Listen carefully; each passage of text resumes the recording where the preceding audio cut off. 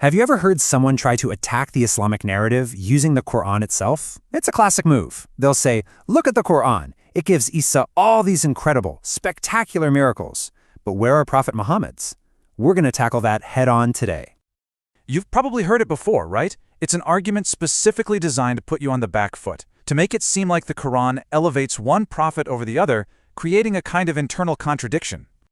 And when you look at it on the surface, their case seems pretty strong. They point to these verses about Isa creating living birds from clay, curing people who were born blind, even bringing the dead back to life. And then they look at you and say, okay, so where are Muhammad's miracles on that scale? It's a tough question, meant to make you stumble. But here's the thing. What if that entire argument, the very foundation it's built on, is just completely wrong?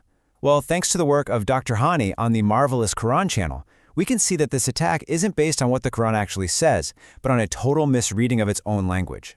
Let's dive in. You see, the problem isn't in the Quran. The problem is that for centuries, these specific verses have been interpreted using outside stories, traditions, and legends.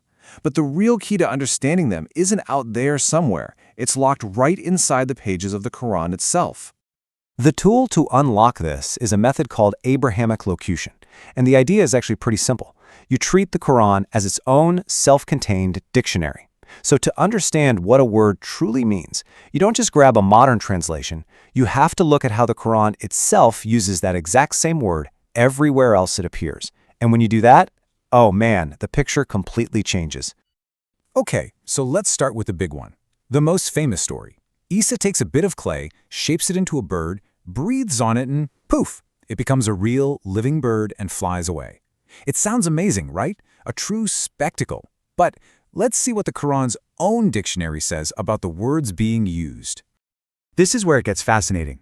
When we apply Abrahamic locution, we find something incredible.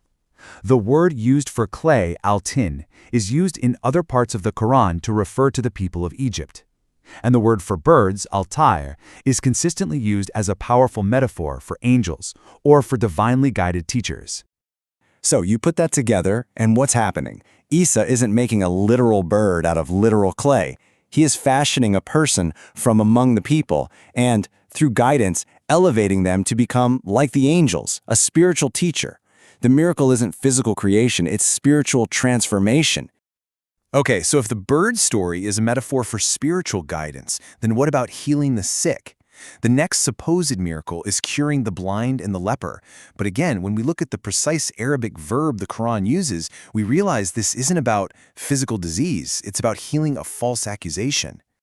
Let's break this down. First, you have to understand the stigma. In that time and place, if you were born blind or had leprosy, people believed God had cursed you. You were an outcast. It was a social death sentence. Second, look at the word. The specific Arabic verb used is ubriyu. Its primary meaning isn't to physically cure, but to declare clear, to absolve or to prove innocent. So the act itself, Asa was publicly declaring these people innocent of the horrible accusation that God had cursed them. Just think about how profound that is. He wasn't performing a physical healing. He was healing their reputation.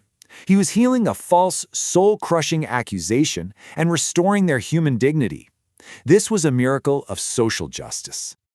All right, that brings us to the biggest one of all, the showstopper. Reviving the dead.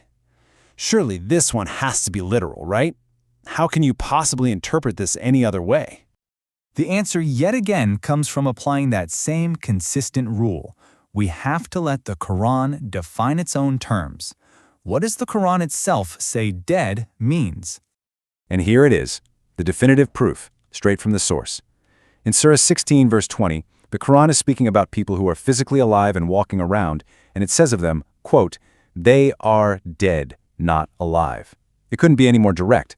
The Quran itself establishes that being dead can be a spiritual state, a metaphor for being completely lost to guidance.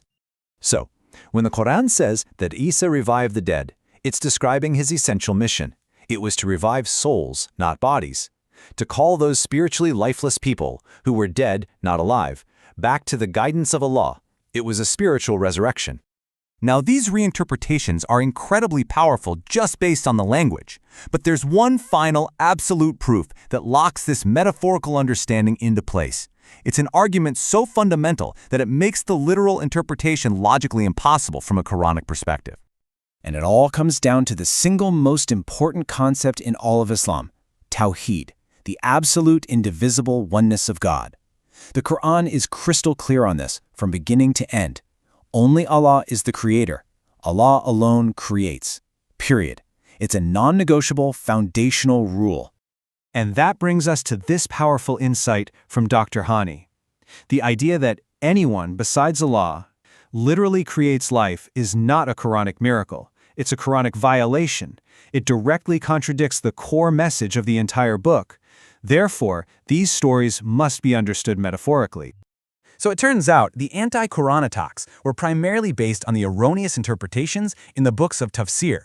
The so-called miracles of Isa were no miracles at all. And for sure, the Quran was correcting the erroneous claims that Christians made before the Quran. This leads to a huge question then.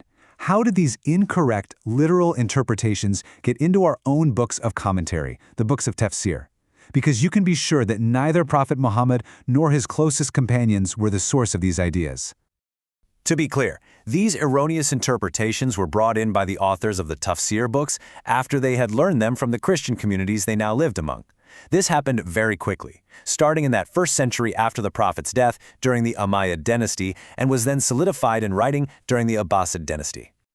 And just like that, once you understand the history and the language, that whole anti-Quran argument just completely falls apart. The problem was never in the Quran. It was in the layers of interpretation that were built on top of it generations later, which leaves us with one final, powerful question to think about. If letting the Quran define its own terms is the key, what other established truths might need a second look?